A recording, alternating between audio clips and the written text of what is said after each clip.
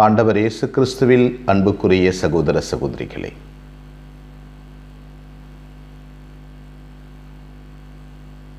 தாபோர் மலையில் இருந்து ஆண்டவர் இயேசு பேதுரு, யாக்கோபு, யோவான் இவர்களோடு இறங்கி வருகின்ற போது அங்கே மற்ற சீடர்களோடு மக்கள் வாக்குவாதத்தில் ஈடுபடுவதை ஆண்டவர் பார்க்கிறார். வாக்குவாதத்தில் ஈடுபடுவதை பார்த்துவிட்டு மக்கள் இவரை பார்த்ததும் இவரிடம் ஓடி வருகிறார்கள். அங்கே ஒரு செவிட்டு பேயை சீடர்களிடம் ஓட்டுவதற்காக கொண்டு வருகிறார்கள். அவர்களால் ஓட்ட முடியவில்லை.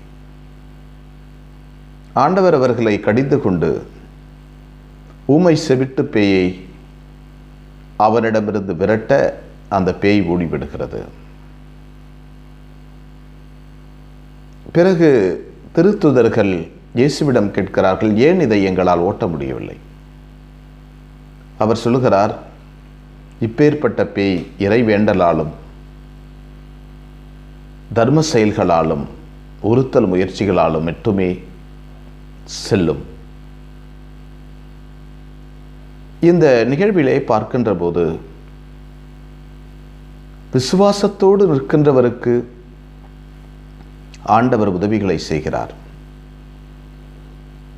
என் விசுவாசத்தை போக்க ஆண்டவரே உதவி செய்யும். என்ன ஒரு அழகான ஜெபம்! அந்த மனிதன் இயேசுவிடம் கேட்கிறார், நான் நம்புகிறேன், என் விசுவாசத்தை போக்க, விசுவாச குறைபாட்டை போக்க எனக்கு வழி செய்யும், என் விசுவாசத்தை அதிகமாக்கும். இந்த விசுவாசத்தை அதிகமாக்குதல் என்றால் என்ன? இயேசுவோடு கடவுளில் மறைந்திருக்குதல். நம்முடைய ஜெபத்தின் வழியாய் இயேசுவோடு நம் உள்ளத்தில் இயேசுவும் நாமும் கடவுளும் ஒன்றாய் இருக்கின்ற ஒரு இடம். அந்த ஒன்றாய் இருக்கின்ற ஒரு தனிமை தொடர்ந்து இருக்கின்ற போது நம்மிடையே நம்பிக்கை உருவாகிறது. அது விசுவாசமாக மலர்கிறது. இந்த ஒரு தனிப்பட்ட இயேசுவோடு இருக்கின்ற ஒரு இதய குடில்தான் ஒவ்வொரு மனிதனுக்கும் ஜெபத்தின் வழியாய் அவசியமாகிறது.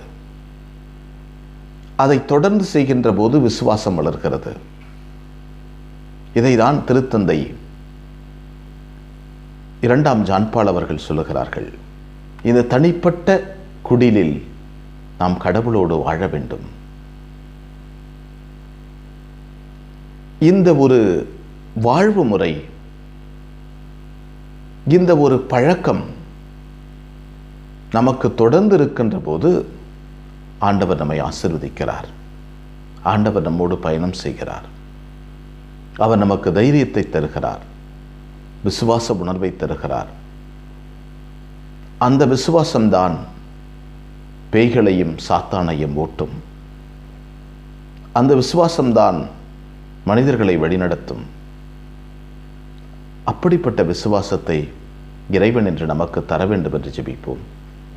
எங்களை நேசிக்கின்ற விண்ணகத் தந்தையை போற்றுகிறோம். அற்புதமான நாளுக்காக நன்றி சொல்கிறோம். எங்களை படைத்து பராமரிப்பதற்காக நன்றி. முதுகோடும் நெடுங்கழியும் எங்களுக்கு ஆதரவாய் இருப்பதற்காக நன்றி ஆண்டவரே. ஊமை செமிட்டு பேயை நீர் ஒரே ஒரு வார்த்தையினால் துரத்தி எடுத்தீர். எங்களை சுற்றி இருக்கின்ற பேய்களை, மனித உறவில் வாழ்கின்ற பேய்களை விசுவாச அறிவு கொண்டு கண் கொண்டு நாங்கள் பார்க்க வரம் தாரும். அதன் மூலமாக எங்களை சுற்றி இருக்கின்ற பேய்களை எல்லாம் அகற்றி நிறைவுள்ள மனிதர்களாய் நாங்கள் வாழ எங்களை பக்குவப்படுத்தும் ஆண்டவரே. அன்னை மரியே, எங்கள் அன்பு தாயே, திருமகனிடம் எங்களுக்காக இடைவிடாது பரிந்து பேசும். ஆமென்.